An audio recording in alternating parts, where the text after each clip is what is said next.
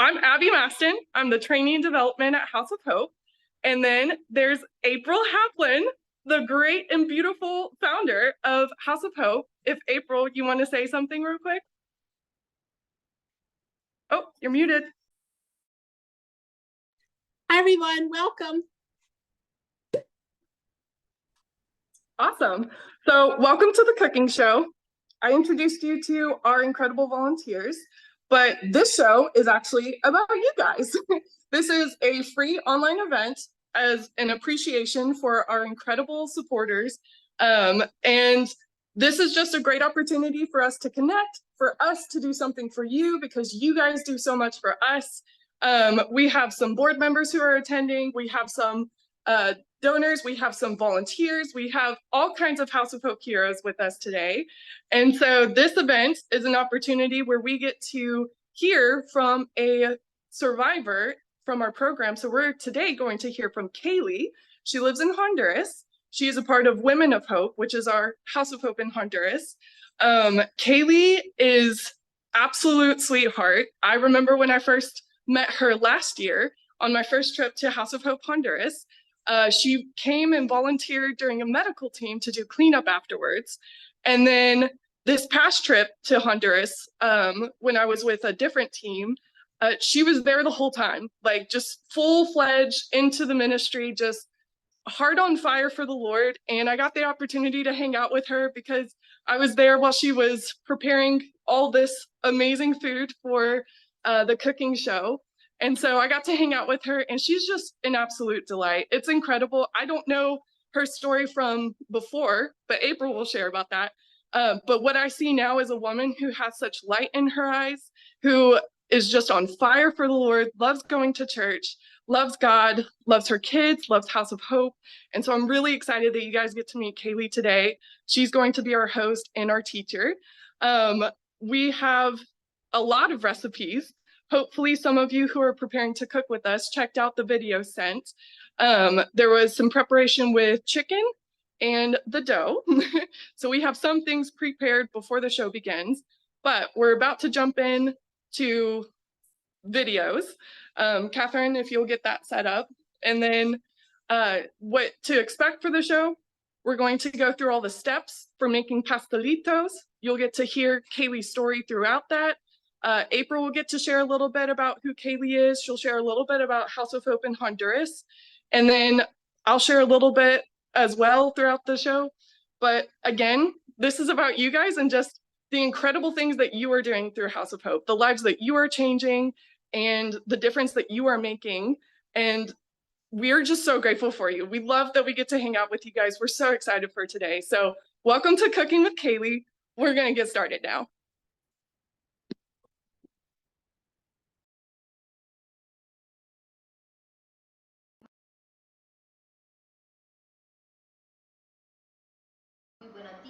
Hello, my name is Keili. We are here at the kitchen of House of Hope in Honduras. Today, we are going to make a delicious dish called pastelitos. You will need chicken, onions, tomatoes. We have 3 pounds of flour. We have 2 large chicken breasts. Together, they are 3 pounds. We will need all of these to make the pastries. The chicken we are going to prepare with 1 carrot, 3 green peppers, cilantro, and onions. After that, we are going to prepare a vegetable dish to top the pastry. It will have tomatoes, green peppers, more cilantro chopped finely, and a little bit of onion. After that, we will make a little salad made of cabbage. Then we will prepare a sauce for the top using onions, beets, jalapeno peppers, and carrots. The carrot, you cut it in half and use half for the pastry and half for the chicken. We have bouillon seasoning, black pepper, garlic salt, and a type of food coloring. It gives the chicken a little bit of red color. We have ketchup, a dressing, and cheese. All of them can go on top of the pastries when they are done. Now we are going to make the pastry dough. First, add a bit of baking soda to the flour you're going to be using. Keili ended up using about 1.5 tablespoons for the amount of flour you see in this video, which is about 2.5 pounds of flour. Next, she adds a spoonful of salt. Next, we are going to add in the oil. Keili says, if you make it with oil, it will be softer, which is why it is better to use oil compared to lard. Keili used a 1-cup sized measuring cup and filled it up a little more than halfway and added it to the flour.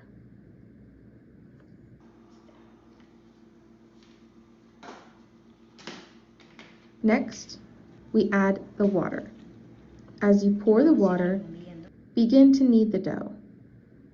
There was not an exact measurement of water, but add in a little bit at a time as you need until you are able to form the dough into one firm mass that can stick together with no dry flour.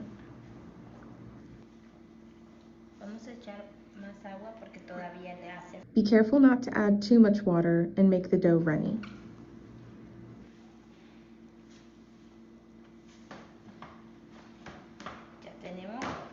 When the dough is ready, turn it out onto a clean surface and continue kneading for a few minutes.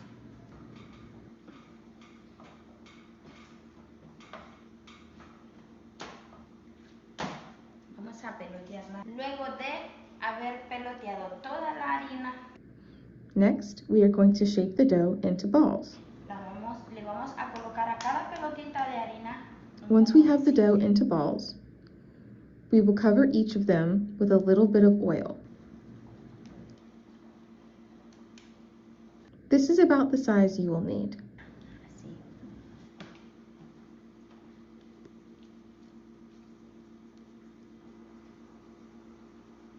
Here is Keili, adding the oil to the dough balls.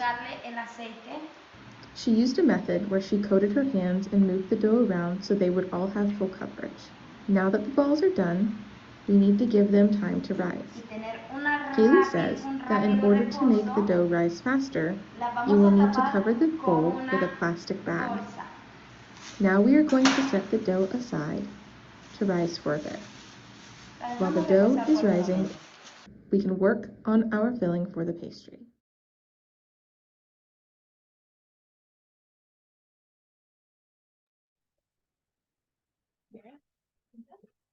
Hi, so as you guys just saw, Keili making the dough balls. That is what I have done here.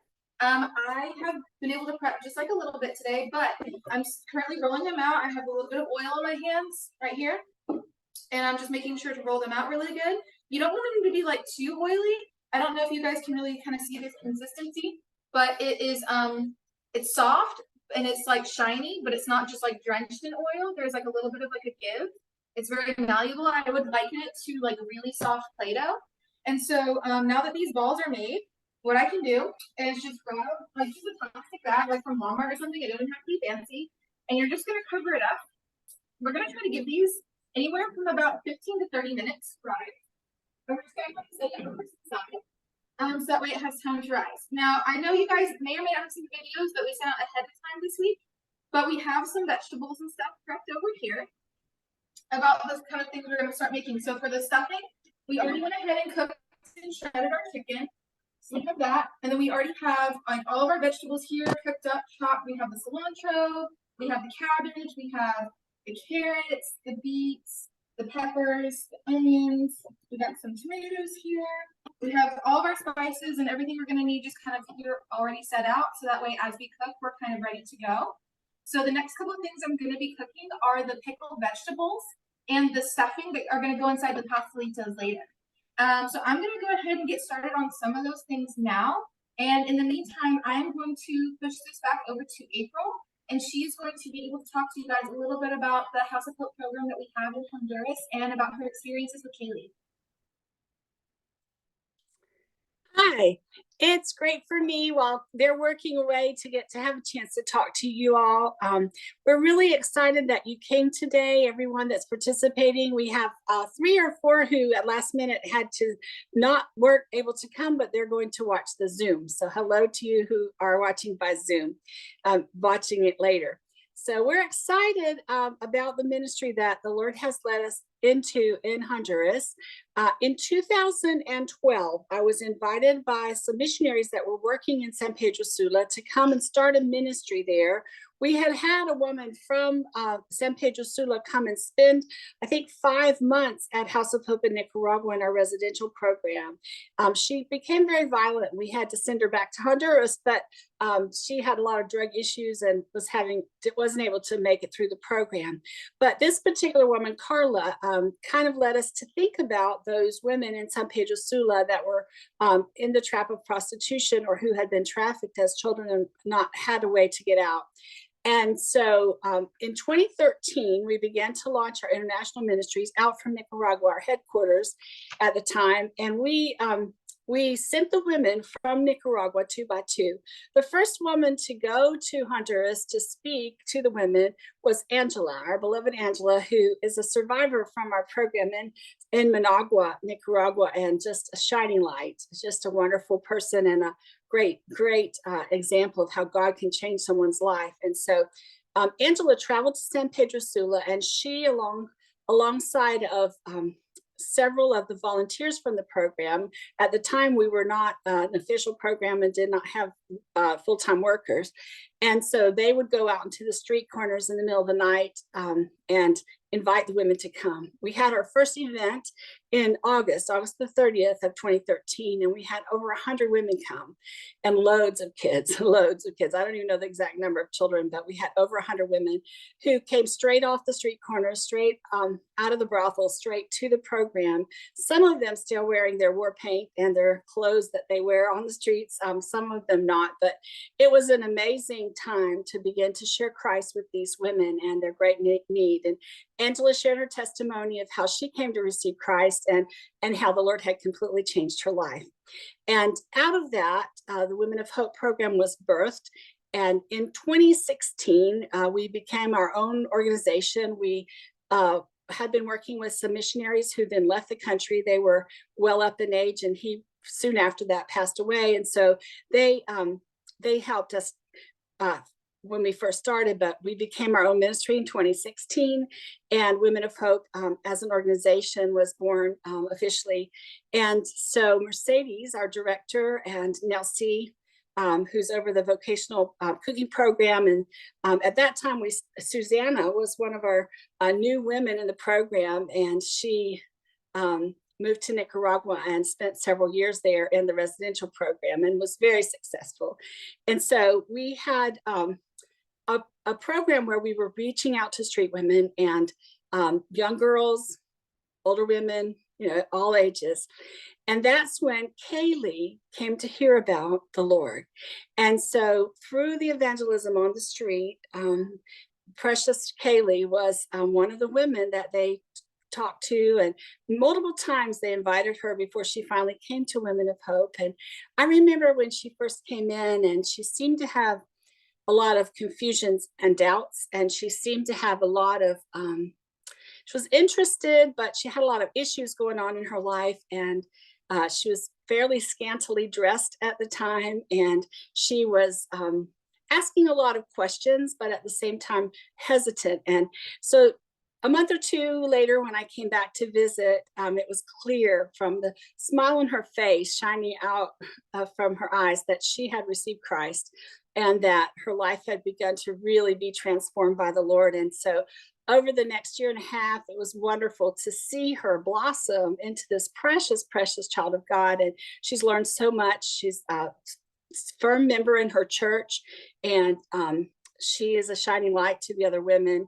She has helped the last 2 medical teams that Chris Borghi, who's Cavallaro, who's on this Zoom call, is with us today, has led the medical teams to Honduras in 22 and 23. Keili has been a wonderful help in helping the patient flow and getting women to come in. And Keili has really changed. And so in 2022, she was granted a micro grant to start a business, and she has a cooking business and she loves to cook. And so it was the one of the benefits of having the business that she chose is that she has it right out in front of her house on the sidewalk, and so she's able to be there for her two small children. I think they were 4 at the time and they're 5 now, or 5.5. She has 2 children the same age, but one of them is adopted and one is not. And so her little son Manassas, and so there she's able to be with the children and they eat whatever she's cooking that day. And so it kind of helps her as a mom. I'm happy to tell you that Keili has now met someone in church and they are planning to get married. I head to San Pedro Sula tomorrow. I'll be there for the next week or so. And so I'm going to talk to Keili and find out what's the date of her wedding, because she really wants me to be there for her wedding. So we'll see. But she and her fiance are planning the wedding and they're really excited about joining their lives together in the church before God. And so I'm happy for her and happy for her new life that she has.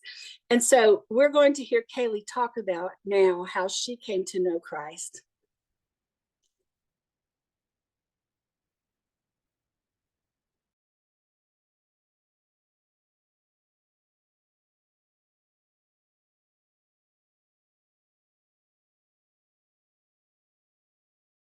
These are the ingredients for the vegetables that go on top of the pastry. Vinegar, it helps to give flavor.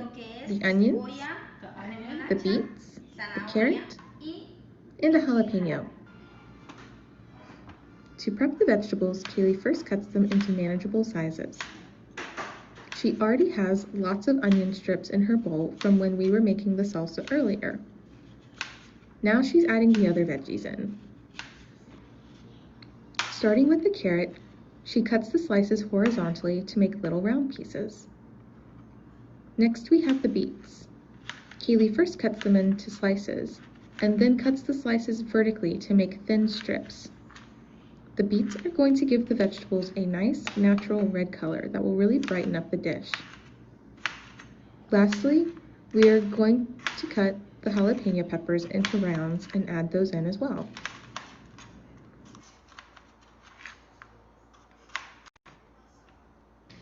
We have the vegetable mixture that goes on top. I don't want to mix it with my bare hands because they will start to burn. As you can see, we have the jalapenos in here, the beets, the onions, and the carrots. Now the vinegar is going to help the vegetables marinate in this container. It's all mixed together.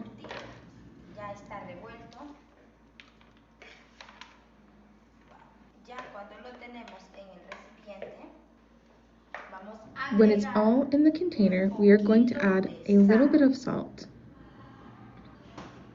Now we're going to add the vinegar. We want it to come to the top of the container and completely cover the vegetables. So now we are going to let that sit for a while. The beets are going to give everything else a red color. The beets will be good for our blood. After a few hours, this is what the final product should look like. This will make a great topping for our pastelitos. This is something that can be easily prepped and kept in the fridge until you are ready to eat.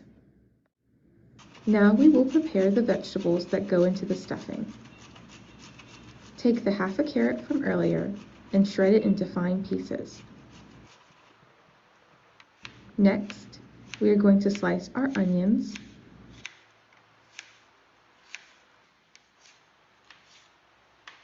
and our green peppers.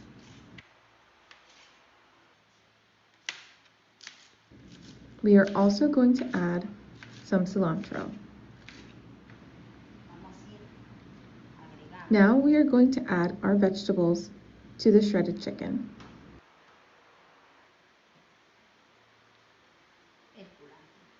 We are also going to add about 1/4 of a stick of butter to the chicken and some of the chicken stock from our pot to keep the stuffing moist as it cooks.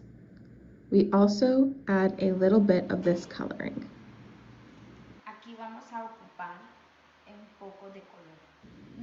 We are not going to add any more ingredients, not even salt, because the chicken broth we added back in already has the seasoning. Now we're going to move this to the fire to cook.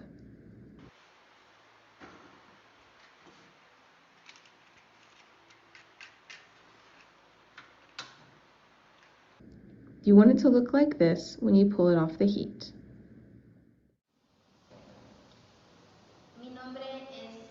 My name is Keili. I am from the House of Hope here in Honduras. I'm going to tell you a little bit about my life. I was raised by my father's mother and by my uncle.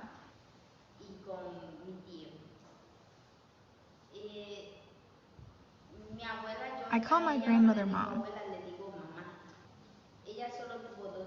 She only had 2 kids, my uncle and my dad. When I was 10 months old, I went to live with my grandmother.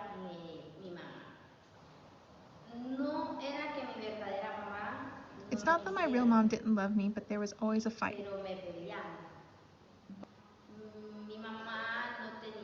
My mom didn't have the money to hire a lawyer to fight for me, but my grandmother did.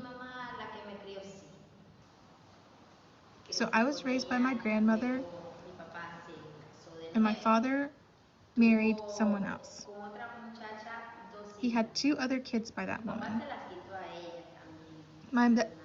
My dad took those 2 girls away from their mom also and brought them to his mom to raise, so we grew up as sisters.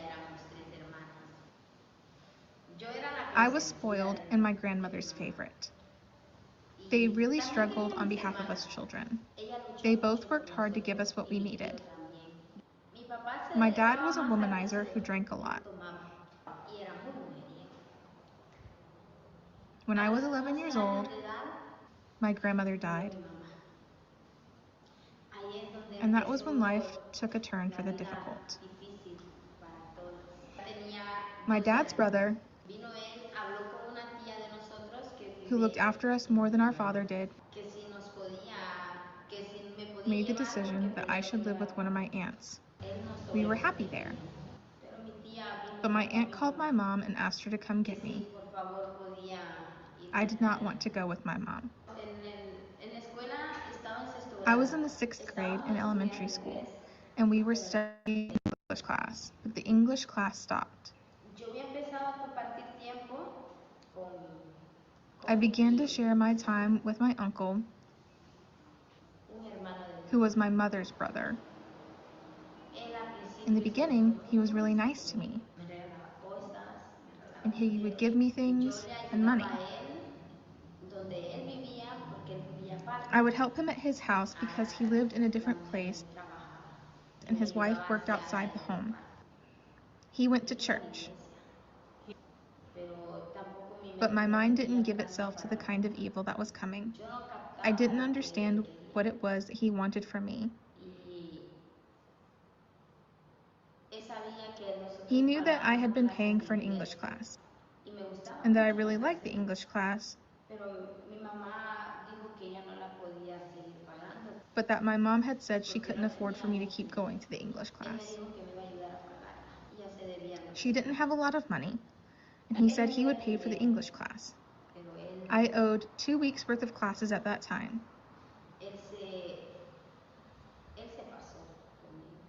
He gave me the money, but he took advantage of me and abused me sexually.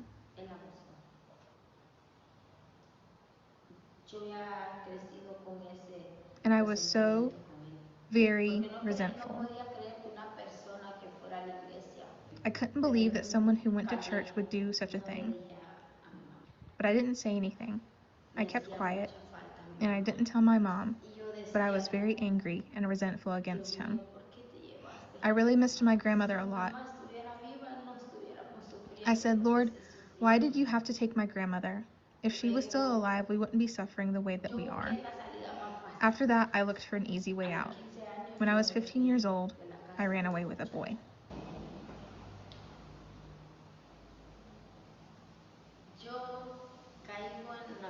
When I was 17 years old, I fell into prostitution.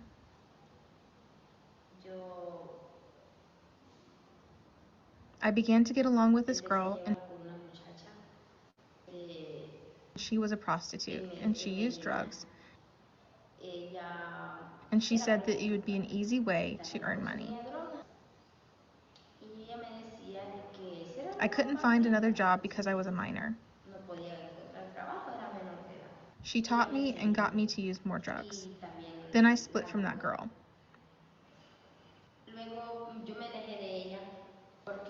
One time these men were following her with a machete. I got away from her and decided not to stand on the street corner anymore. But I was in prostitution as a call girl. And then I met my son's father. I didn't really like him a lot because he used a lot of drugs. He did not know I was selling my body. It was easy. I just was hiding it. So then I got pregnant.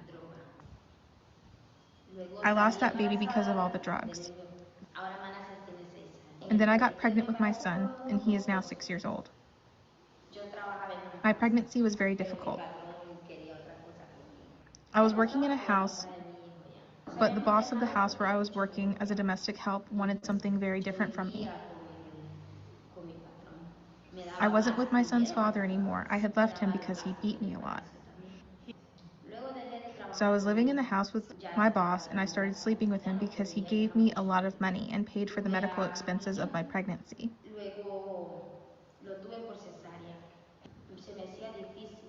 I quit my job because I had a big belly and wasn't able to get all my jobs done. My baby was born by cesarean, and it was very difficult. I didn't have any money, so I continued with prostitution, and that happened for a long time. I used it to pay for my house and pay for the baby's things and my things. One day, I visited a friend of mine, and she brought me here to House of Hope. That day, I came very burdened down. I had loads of problems. I didn't want to stay in prostitution any longer. It was easy money, but my son was getting older. He didn't know what I did, and he didn't see me at work, but he was going to get to the stage where he was going to ask, "What does my mom do for work?" And that was really bothering me when I arrived there. And this is where God began to work in my life in a great way. I began to participate in the bakery program, and it was a great chance for me. When we baked bread, I would take my son with me and we would sell it to make money.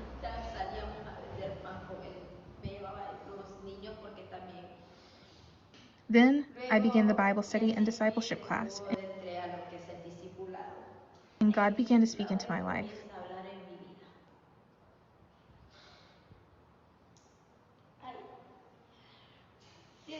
And I made the decision to come near to God. God gave me a job, but my job didn't allow me to leave to go to church. So they took me out of that job. But God was marvelous, and He did not leave me or forsake me. I am so thankful that I belong to House of Hope. And now I have my own business. It has not been easy, because there have been times when selling the food that I make has gone down. But I have seen the hand of God in my business, and I am very grateful to God and House of Hope. I am hoping that many more women will come close to the Lord like me, and that they will take advantage of the help that this program gives us. And that is the only way God can work in our lives. I am always asking the Father that He blesses April and all of the people that belong to our program. Without Sister April, this would not be possible. May God bless her richly.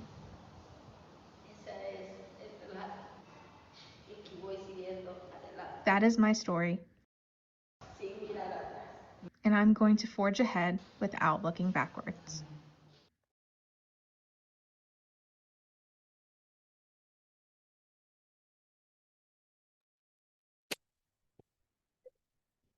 I'm gonna put you guys, but I got really emotional watching Keili's story. Wow, what an incredible testimony of how a life can completely change. One, because of God and the love that He has for these women and children at House of Hope. But two, again, in the way that this show is about you guys, the difference that you make in the women and children's lives. Like Keili mentioned, she joined the baking program. She has been a part of the discipleship program. The building that they meet in was provided for by House of Hope Heroes. The programs are provided for by House of Hope Heroes. And you guys are the ones changing lives and coming alongside the work that God is doing in the hearts of the women and children at House of Hope. So thank you so much for what you do to transform lives and to break the cycle of prostitution in Latin America. Thank you for how you have impacted Keili's life. I think April mentioned earlier that she has a micro business from her home. If I remember correctly, she got this within the last year, and it's incredible. I have seen a picture of how her business started and where it is now, and it is incredible how God is just blessing her business. It is right in front of her house, like April said, so as her kids are growing up, she's able to take care of them. She can tuck them into bed at night and then just be right outside cooking traditional Honduran dishes like pastelitos for customers while knowing that her kids are being watched over and okay and they're nearby. So that's incredible work that you guys are doing. Micro grants are something provided for by House of Hope Heroes. It's $100 to help a woman start a business. And so what that program looks like is a woman in House of Hope who is either a graduate of the program, of the residential program, or she's been a faithful participant of House of Hope, and her small group leader, her discipleship group leader, or a staff member is able to recommend her for a micro grant business after seeing that she has characteristics of transformation in her life, knowing that the cycles being broken, that it's the patterns of going into prostitution, that they have left prostitution behind and are living transformed lives. They're able to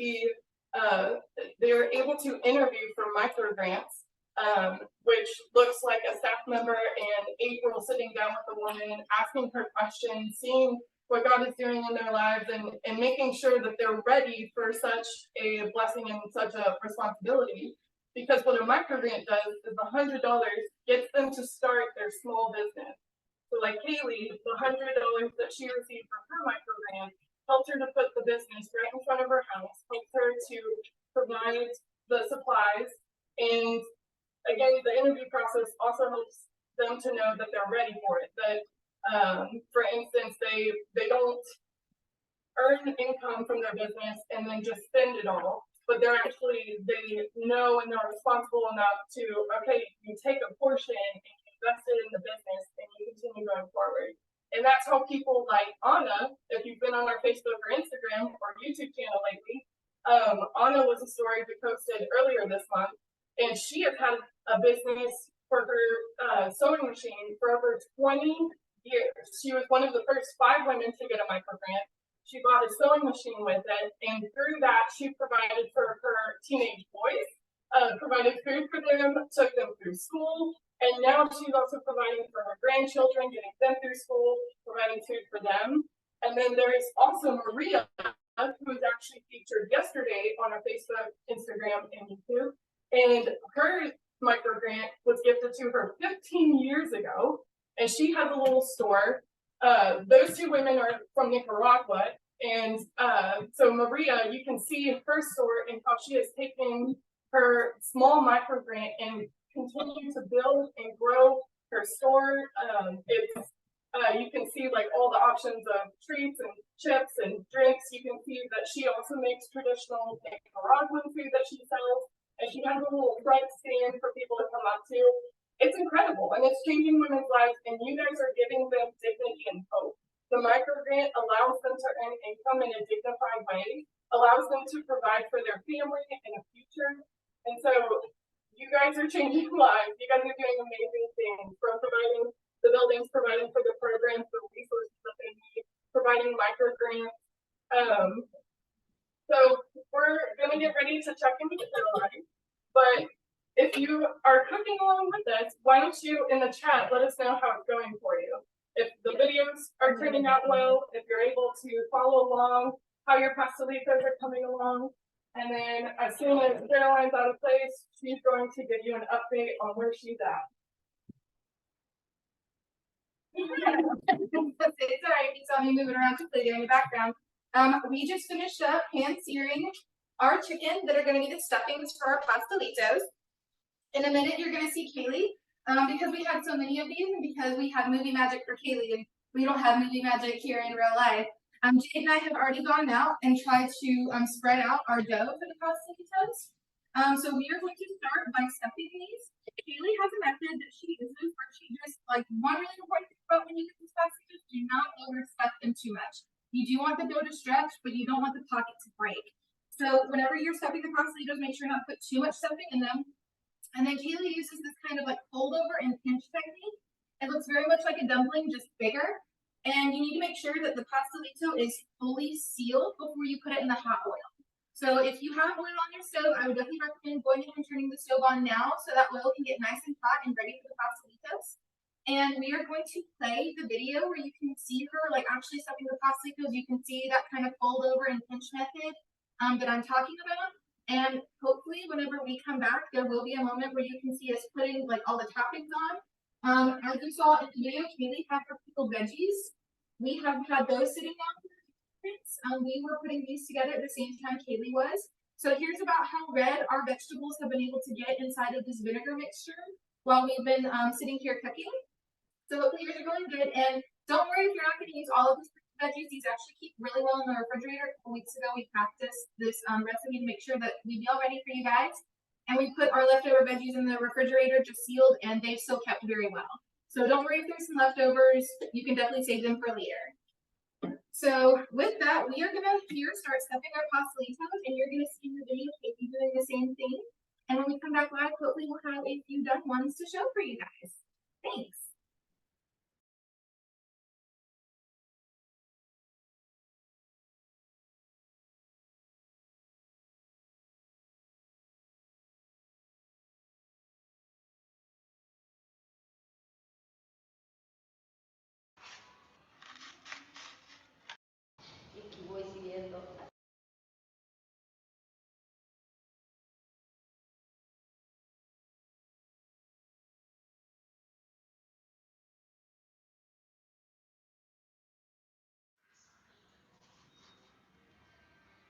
Here we can see Keili prepping the ingredients to go into her salsa recipe.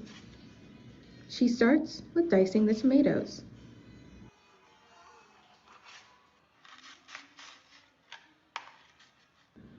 Next, she moves on to the sweet green peppers, making sure to chop them into fine and even pieces.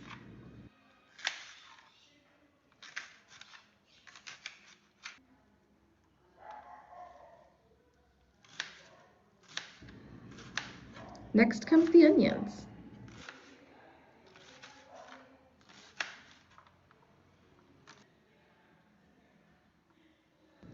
And finally, the cilantro.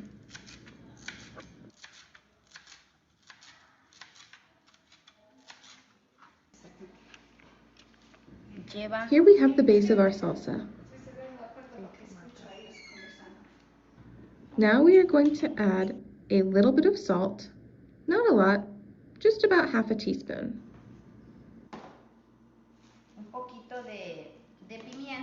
We're also going to put in just a touch of black pepper.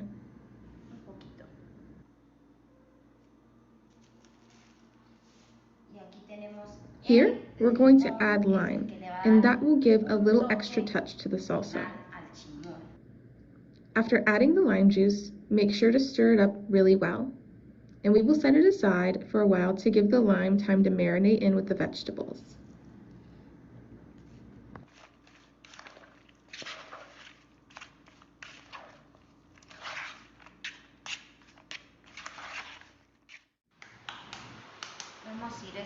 Once the dough balls are ready, we flatten them and stretch them out like this.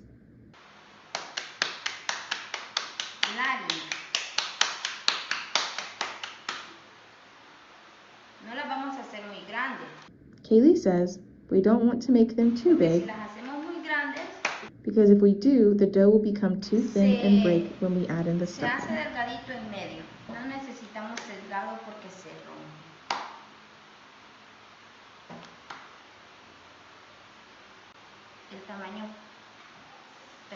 This is the perfect size.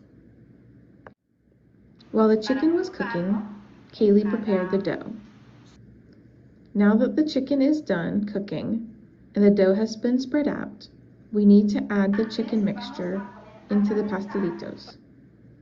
But first, we are going to put the oil on to heat.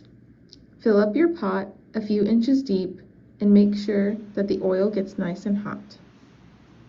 While the oil is heating, we can stuff our pastelitos. Make sure not to add too much. After the stuffing is portioned out,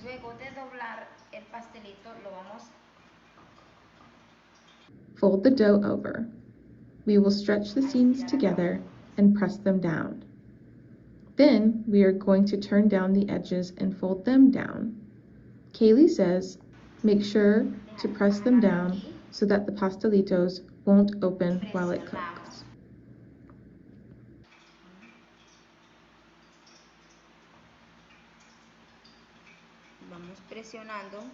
When the pastries are all complete, we can start adding them into the oil to cook.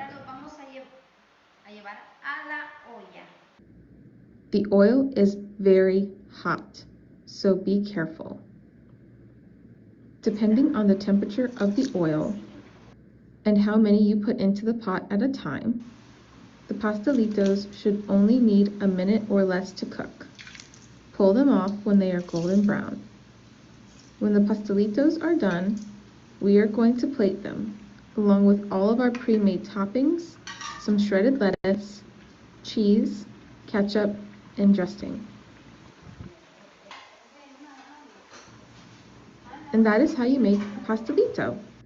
We hope you have enjoyed cooking with us today. She was smiling. I have glue on my fingers. Rico! Rico!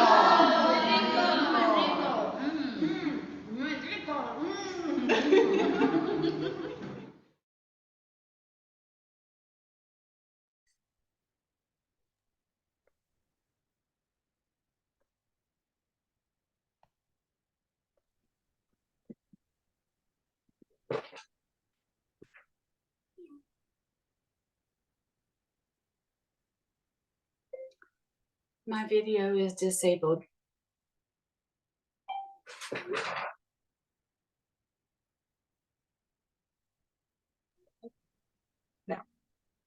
And so as you hopefully saw, Keili had made her pastelitos and they were very delicious. Now is a little bit of confession time for me. I am not actually typically used to frying food. That's not my usual method, but we're doing our very best over here. And here are the ones we've been able to pull out so far. Hopefully you can see they're nice golden colors. So far they are turning out pretty good. So we're pretty excited about it. So we're letting a couple of those cook now. Jade's over here helping me be my pension seal girl, pension seal. But just so you guys know what this will look like whenever it's done. These are still pretty hot. Give me 1 second to get up here. Okay, so I don't want to. So whenever you are done with your pastelitos, I'm going to show you how to plate them. So you're going to go ahead and put the pastelito on a plate like that. And then we have our pickled veggies from earlier. So we have our pickled veggies from earlier. I'm just going to open those up a little bit. Take a little bit of our pickled veggies. Put them on the top with a little bit of that vinegar. Okay.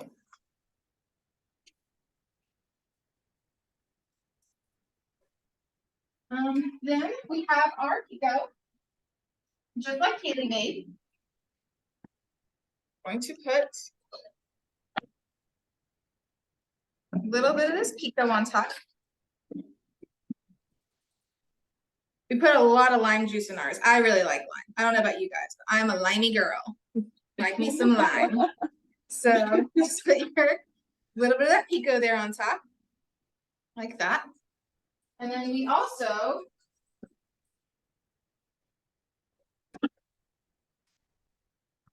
got some cheese. May look a little bit different than Keili's cheese, but I promise cheese is cheese and it's good on everything. Unless you're lactose intolerant, then don't do that. Here's just a little bit of cheese we're gonna sprinkle on top. And then lastly, as you might have seen in her video, we had a little bit of cabbage. So just some shredded cabbage. She calls it a salad that we put on top. Just like that. And if you would like, she did have some sauces. One of the sauces we don't have here in the United States, it was kind of like a mayonnaise type of sauce. And then hopefully something that everybody has in their house is just a little bit of ketchup. So then you take your ketchup, shake it up real good. And then you're just gonna put a little bit on top, like that. And that is how that is how you plate your pastelito. So whenever you eat it, it's typically I think with a fork, like it's not necessarily with your hands. But yeah, you're just gonna cut into it. There's gonna be that good chicken inside that we just finished cooking up. There's gonna be those peppers, the onions, like I said, this vinegar mixture, the pico, the cheese, the everything else, and then there you go. And that's how it's done. Hopefully you guys had some fun times cooking with us today. I have to get some of these into the oil because the oil is still pretty hot. It is going to take a couple rounds to cook everything for sure. You will be able to see me over there. But I figured while I'm sitting here with you guys, if anybody is cooking live so far, how's it going? Do you guys have any questions for me that I can answer for you while I'm letting these cook up? Anything like that that I can answer for you, just let me know. All right. So I'm going to take the kitchen camera and I'm actually just going to handhold. So hopefully nobody gets motion sick, but I figured I would give you guys more of a close up of this. Check that out. It is very savory and I personally like the ketchup. I am a sauce girl, so I add ketchup. Caroline is not. She calls herself a purist. She puts the minimal amount of things on things. But it's absolutely delicious. And having tasted Keili's and then tasting the ones we made here at home, it's pretty close. It's pretty near to the authentic thing. So I hope that those of you who have cooked with us today are getting a chance to try it. And if you want to come visit House of Hope, you want to come to Honduras, maybe you'll get an opportunity during your visit to try a real authentic pastelito, and meet Keili. So that is the cooking show. That's all the instructions we have for you guys. This event was recorded or is still recorded. And we will be sending this video to you afterwards. So don't worry if you feel like you missed a step or this time you tried it and it didn't really work out that well. You'll have the opportunity to try again. You'll also, like I said, have the opportunity to try this with friends and family. You can share this video with them so that you could try making pastelitos, because I don't know about you guys, we have a bunch, more than volunteers. So we are going to have leftovers. This is definitely a family meal type thing. So thank you guys so much for coming. We are going to, in a little bit, have some interaction time where me, April, and you guys just get to hang out and talk. But before that, there are a few things that I wanted to talk to you guys about. We have other online events that we would love to see you guys at. If you are a team member who has visited House of Hope, we actually have another event called Reconnect in October. The date for that is October 28th, and we want to see you there. We want to interact. We want to reconnect with you, our awesome team members who have come to House of Hope, because when you visit House of Hope, when you meet the women, when you come on a medical team, a construction team, a ministry team, it just is an incredible experience, and it's very bonding, and it's a unique experience. For many of you, if you haven't heard one of the women's testimonies, and today was your first time hearing a testimony, I'm sure that there is a stirring within you of, oh my gosh, like this is a real person, and this is a real story. But hopefully, just like me, you feel inspired of, wow, this is a life transformed. This is someone who has had their life completely changed from darkness to light. And that's incredible, and it's inspiring, and it's something worth being a part of. And so it's just a special experience, and we want to invite our team members to reconnect. It's October 28th. And so I'll make sure to include that in the follow-up email to this event. And then our second online event is called Giving Tuesday. If you have a heart for kids, if you have a heart for school ministries, that's an event for you to attend, and invite your friends and family to. It's a Facebook Live event, and it is about getting school uniforms to help prevent girls from being trafficked specifically, but also provide school uniforms for the children of the women in the program. So something different from here in the States is that in Latin America, many of the countries require a school uniform in order to attend school. And a lot of these women in our program, the reason they're in prostitution is because they can't afford to send their kid to school. They can't afford to give them a school uniform. So what an amazing opportunity that for $30, you could change a life. You could change a kid's life, send them to school. And so that's what Giving Tuesday is about. We call it #GivingSchoolDay. And the date for that is November 21st. It's the Tuesday before Thanksgiving, if that's helpful. And that'll also include in the follow-up email to this event. So there's many other opportunities. If you really love the cooking show, to come. This is actually something we do multiple times. I think we had baleadas that we learned to make. We learned to make pique macho. Hannah just said baleadas were delicious. So good. And every time you get to hear a testimony from a woman, you get to hear a little bit more about the ministry that you are helping make a difference in. And you get to learn how to cook something cool, something from a country that you've either visited or that you are making a difference in. So our cooking shows happen at least once a year, if not more. And there will be other opportunities for that as well. So we'll make sure to keep you up to date since you attended this one. If you guys have any questions or anything like that, I see Catherine just put in the chat that you can ask. So we'd love to, in a little bit, go into a time of reconnecting, but I'm going to pass the camera to April and let her talk for a little bit now. Just to clarify, Giving Tuesday is November 28th. It's always the Tuesday after Thanksgiving. And so it's November 28th. So in case you got that date wrong. But we're going to be in that program on Giving Tuesday, we're going to be able to share testimonies of families that have been completely impacted by having the kids be able to go to school. And 2 years ago, we were following a family of 3 generations, and how the ministry at House of Hope that you guys are so faithful to support has helped this family break the cycle of ignorance. The grandmother is illiterate. The daughter, at the age of 15, started school at House of Hope, and now she's reading. And we're going to have a little video clip of her reading her Bible where she could actually read through the verse and understand it. And then the grandchildren, her little granddaughter Hazel is very good at reading in school, and I think she's in the 4th or 5th grade this year, and she's really doing great. And so it's really exciting to see how that the cycle is broken over a period of years. We'll be visiting 2 girls from San Pedro Sula that came for the first time to House of Women of Hope during the medical team of 2022. We were able to get them in school this year. They had been out of school 3 years and 4 years, respectively, the older one 4 years, but they're in school and doing great, and they're not in prostitution like their older sister is and like their mother used to be. And so breaking that cycle of ignorance and prostitution in the lives of the families that God is touching through the House of Hope ministries in the different countries. And we're excited to be able to share these events with you. We're very thankful for you and all that what you do. You're the heroes. You're the ones who are able to facilitate the transformational power that Christ has in the lives of these women and children and families. It's so exciting to see someone like Keili, who's come full circle. You know, she's come off the street corner. She's no longer a call girl. She is a person who is a church member and a business woman and a mother and soon to be a wife. And it's just exciting to see how her life is so different now than it was about 4 years ago when she first started to come. And so God is just so gracious. He's just so merciful.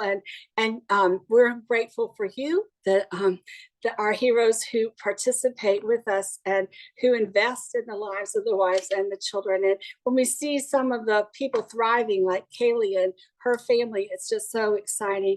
Thank you so much, everyone, for coming. Thank you so much for those of you who are cooking. We're going to turn the Zoom off of the camera off of us and back onto a typical Zoom format where we can see everybody. Be happy to answer any questions about any individuals that you met when you were there or want to know how they're doing. We'll be glad to answer anybody's questions. So